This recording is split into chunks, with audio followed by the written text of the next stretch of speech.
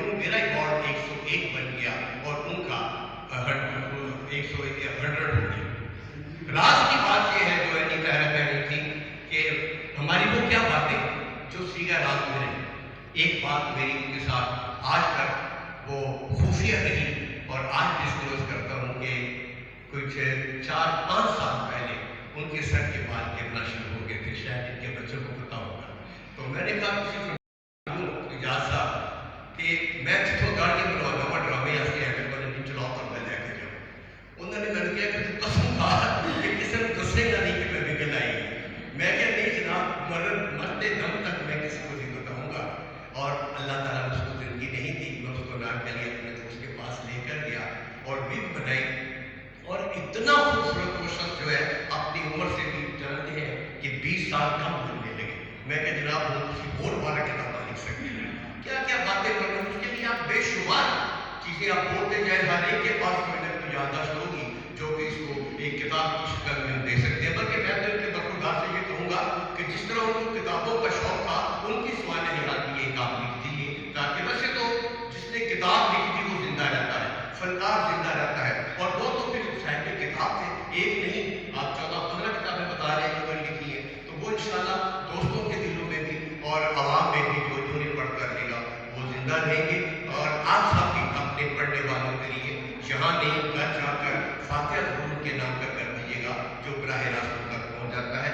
پروردگار ان کو جنت الفردوس میں یقیناً اعلیٰ مقام عطا کرے گا, اس لیے کہ انہوں نے کبھی کسی کا دل نہیں دکھایا. ان کا دسترخوان ہمیشہ بڑا وسیع رہا ہے. اللہ تعالیٰ ان کے اہل خانہ کو صبر جمیل عطا کرے.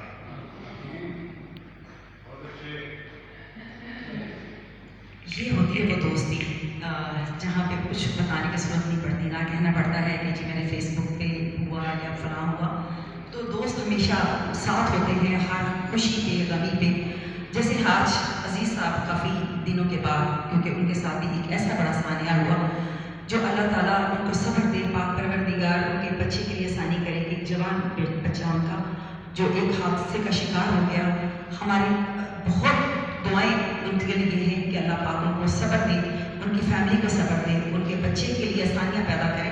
اور اس کے ساتھ ہی میں بلانا چاہوں گی یہاں پر اجاز صاحب کی یاد کو دوبارہ سے ہمیں ریکال کرنے کے لیے کہ وہ یہاں پر آئیں اور ان کی خوبصورت سی یادیں ہمارے ساتھ شیئر کریں.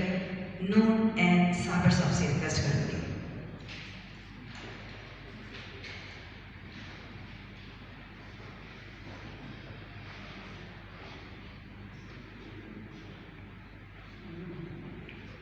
بسم اللہ الرحمن الرحیم.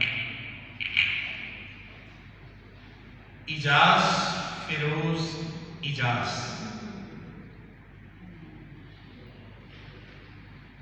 ہماری ادبی بیٹھک کی جو محفلیں ہوتی تھیں ان میں بڑی گہما گہمی ہوتی تھی.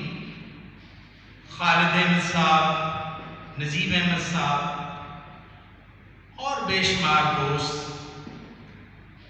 ابتدا میں جب ادبی بیٹھک کا انعقاد ہوا تو جو بنیادی ممبران تھے ادبی بیٹھک کے ان میں اجاز فیروز بھی تھے, میں بھی تھا اور بھی بہت سے دوست تھے. تو خالد احمد صاحب کے ارد گرد ایک جمٹا ہوتا تھا شاعروں ادیبوں کا, ان کے پاس بیٹھتے تھے. اور کچھ لوگ جو تھے وہ علیحدہ بھی اپنی نشستوں پر بیٹھتے تھے, جن میں ایک میں بھی تھا. میں بالکل تنہا بیٹھتا تھا اور کبھی کبھی خالد صاحب میرے پاس تشریف لے آتے تھے اور آتے ہی کہتے تھے صاحب چاہ ہوا.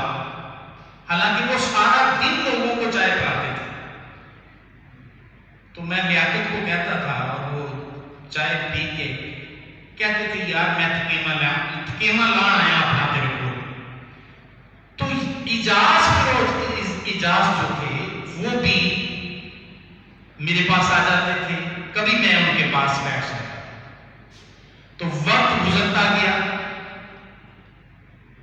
انہوں نے تعارف کروایا کہ آج کل میں آئی جی آفس میں ہوتا ہوں